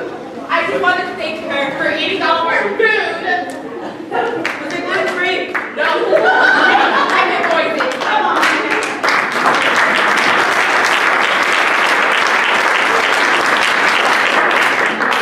Sydney Michaela, out center, please. Ladies and gentlemen, these two lovely ladies, they're going to perform a scene for you. It's called Half-Life. Half. Meaning, they're going to perform a scene for a minute. Then I'm going to cut it down. They have to do the same scene in 30 seconds. I'm going to cut it down. The same scene in 15 seconds. Cut it down. The same scene in 7.5 seconds. And then the very last one, the same scene in 3 and 75 hundredths of a second. So, these two lovely ladies need to have some kind of action going on, something that they're doing, they're working, or doing something. The adult is watching the child and the adult gets stuck in a slide. The adult is watching a child, the adult gets stuck in a slide. They're battling a giant tarantula. Battling a giant tarantula. Yes? That one had used pineapple, but then it fell with pineapple. You're adorable. Gathering a huge pineapple. Yes, Charlie. Giving Mr. Danzig a haircut. Giving Danzig a haircut. Yes. Audition for a musical. You got a bunch of them. Any you like it? Like the tarantula one. So you guys are fighting a giant tarantula? Yes. Okay. All right. Fighting a giant tarantula. Let me get my phone. Let me get my. Oh, it's locked. Okay, let's see. Okay, got it. All right, ready? 1 minute. I'll give you a 30-second warning when it comes up to a minute. Action! kisses and I get, oh my gosh, Rachel, my gosh, what's your name? The tarantula. I've heard of the tarantula. You're the nightmare creature from Anytime's Venom.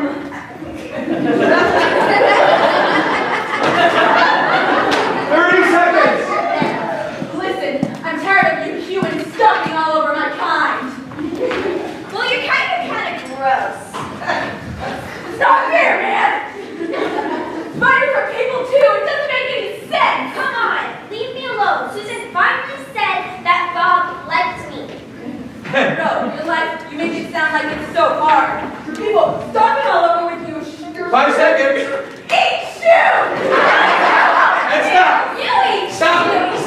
Same scene, you gotta fit in 30 seconds and go! Ah! Oh, Susan, I can't believe that. Oh my gosh, tarantula! Tired at the end of this. Tarantula! The tarantula ate my shoe! I'm tired of people watching all 15 seconds left. Come on, leave me alone. You don't know how it Susan feels. only said Bob. Stop! You act like your life is so hard. You're not being stomped on your shoes all day. Eat my shoes! Stop! Same scene in 15 seconds! Same scene in 15 seconds, go!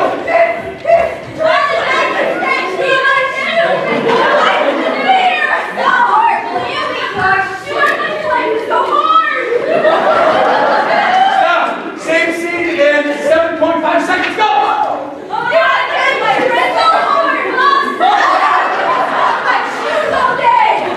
Stop! Last one, same scene in 3 and 75 hundredths of a second, go! Stop! Half life!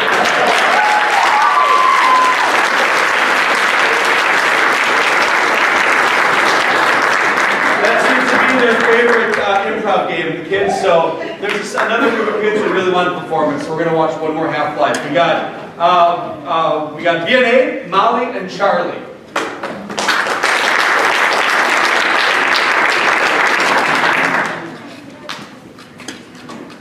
All right, perfect.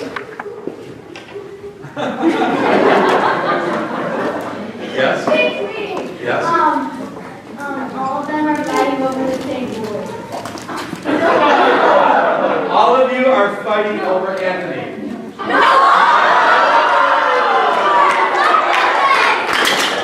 I've been with these kids for 2 months and I know what's going on. Yes?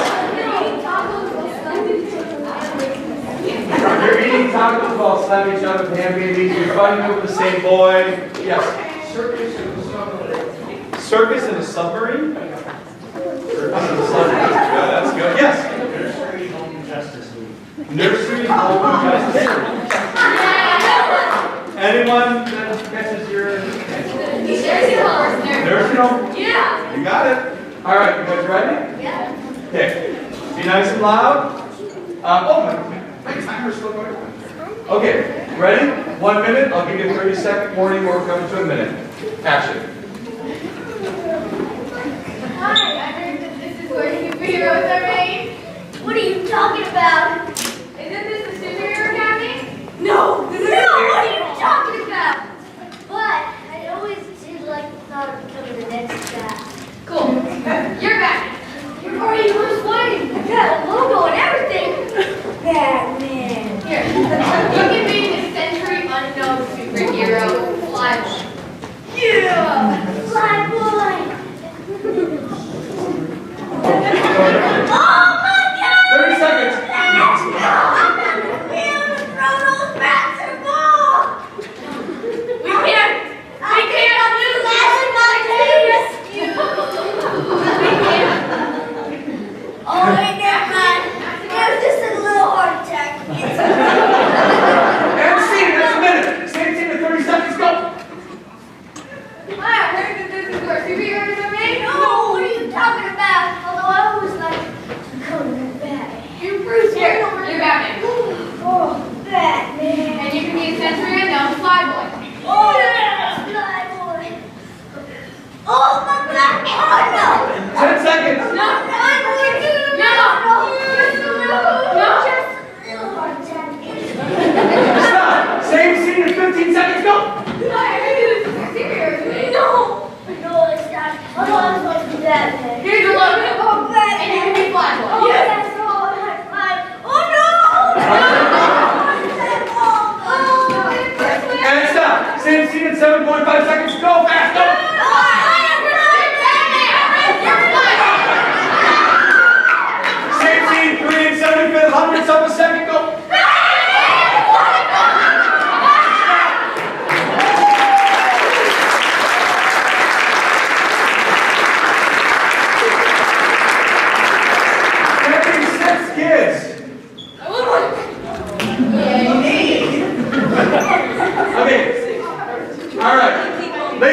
gentlemen, we are going to end the course. We're going to end the show tonight.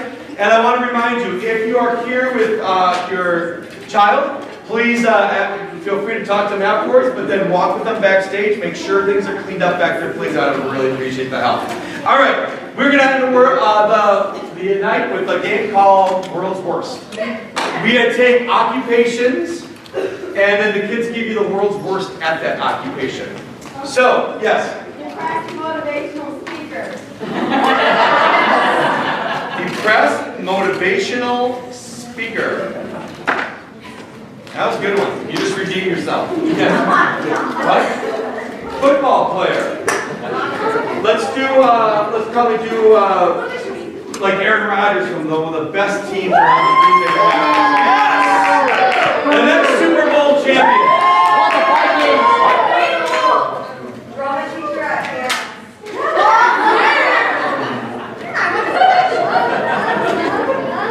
Yes. Make America great again. I thought you could say Donald Trump. Ad salesman. Make America great again. Make America great again. What else? Occupations. Yes. Dancer. Dancers. Cheese. I love Cheese Whiz. On a Philly sub. Cheese Whiz taster. Motivational tacos. Oh, yes. Sewage worker. Yeah. We should have done principal last time when the principal was here. No. Yes. World leader. What's that? World leader. World leader. All right. Janitor. Ice cream taster. You guys ready? Yes. Author. Okay. Yes. Soccer player. Yes. Okay. You guys ready? Give me the world's worst depressed motivational speaker. We're living in a van. Don't want to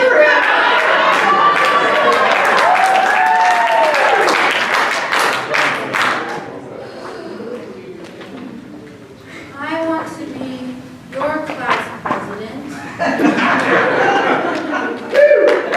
Listen, I know you're all depressed and in a dark place right now. You shouldn't be. Your life sucks. Hey, just know to always strive for those.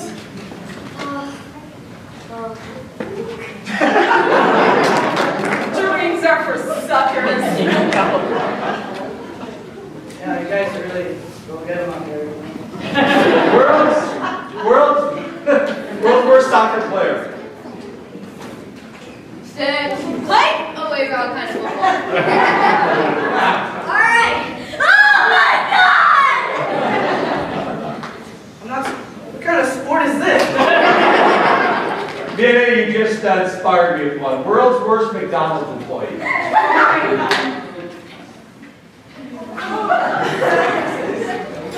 What was that? You didn't order spit? No, I'm sorry, we don't sell the Big Mac. Yeah, I wouldn't recommend getting the triple double cheeseburger. I don't think it'd really do good for your weight. Alright, you've got your shake, your Krabby Patty, and your side fries. Wait, did you say napkins? We don't have those. We don't have big napkins. All right. Give them a round of applause.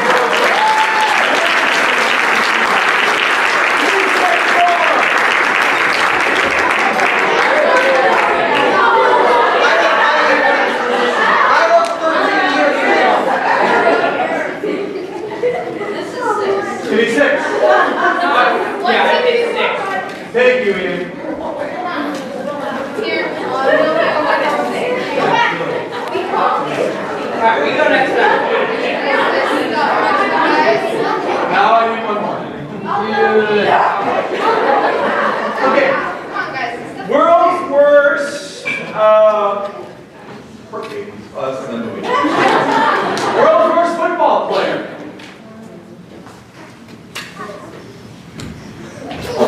Oh my gosh, I'm so sorry, Jeff.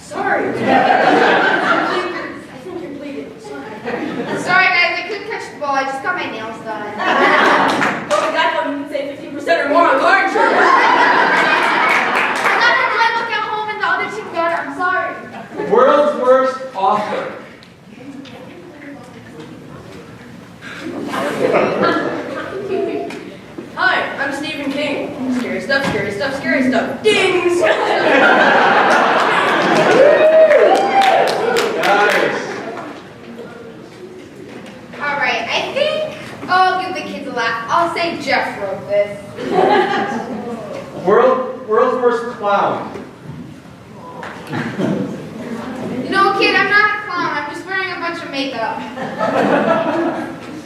Hi, this is Stephen King again.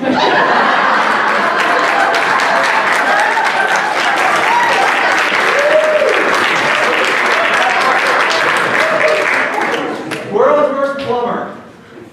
I kind of clogged your throat while using it. That's a gross lunch, I'm sorry.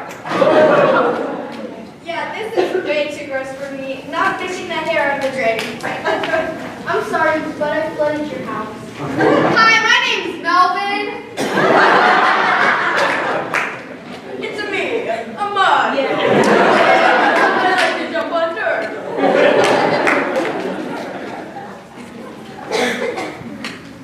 Pull your pants up. All right, world's worst, ladies and gentlemen.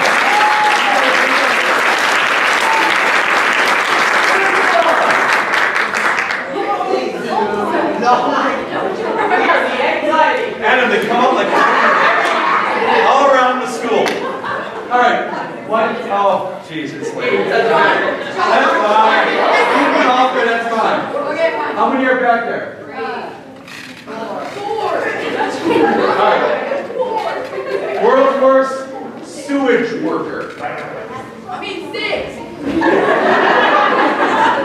Working in the sewers.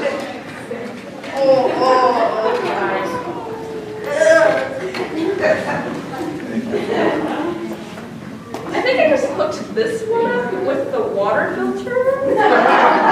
Oh. You know what this needs? More sewage.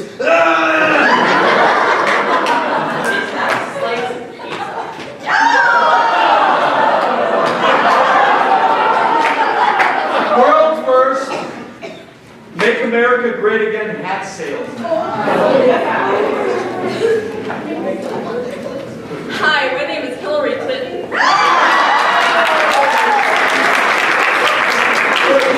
I'm running my own campaign, I know. Everybody else quit. Before I fired up, I'm not sure which.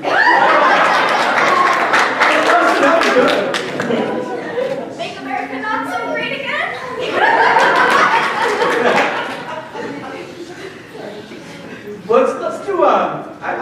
Let's do world's worst parents.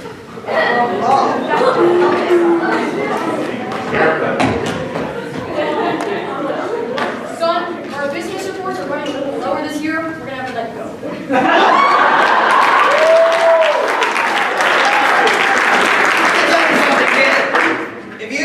If you believe in yourself, you can accomplish anything.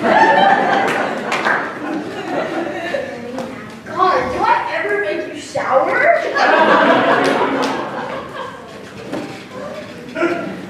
Free babies! Free babies! I'm pumping these out. I'm pumping more out than China. Free babies!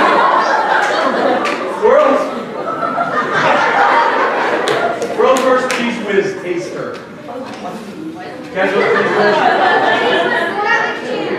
Yeah.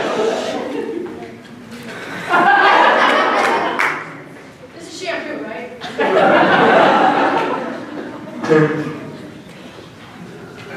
Okay, so now we're gonna take cheese whiz, put it on our waffle like whipped cream. Guys, take one first. Give her a go. You got What it. if I actually put real cheese in this cheese whiz?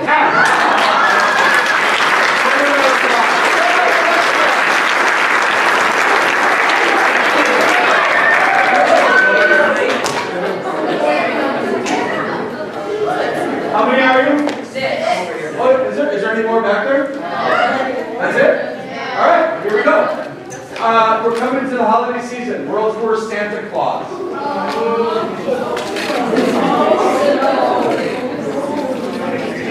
World's worst Santa Claus.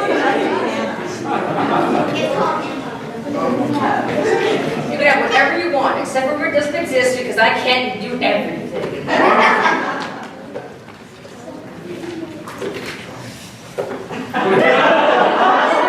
Kids, just this morning, you want some? Here, let me get the other one. You have the real one. Not the World's worst janitor. Oh, why is it? These are no. The stick goes on the floor.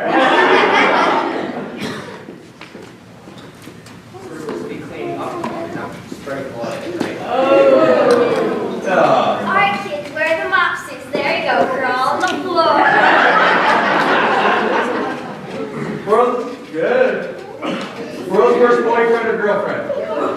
I'm sorry, what was your name again? Aw. Hello, Emily. We're done. You look like the Joker. Yes, sir. Did the cancel date night? I already have 2 tonight. Yeah, just keep putting it on the bacon. There you go, there you go, there you go. Ooh, here, I got some chocolates, but I ate them all. I got another chocolates, I also ate those too. Ladies and gentlemen, world first.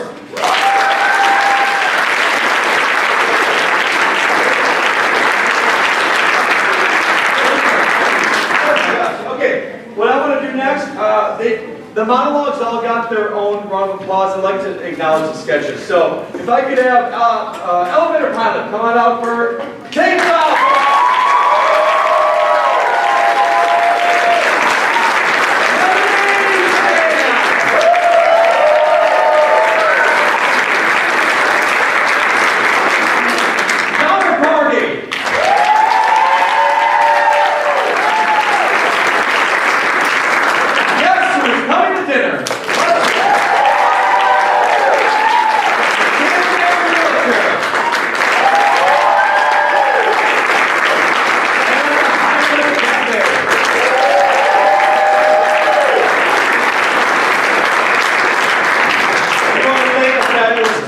We got Jacob over there that did all the mic work tonight. Sophia on our light, Sadie on our lights.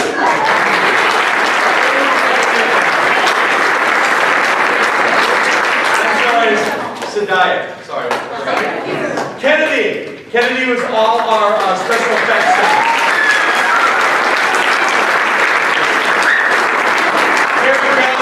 Director.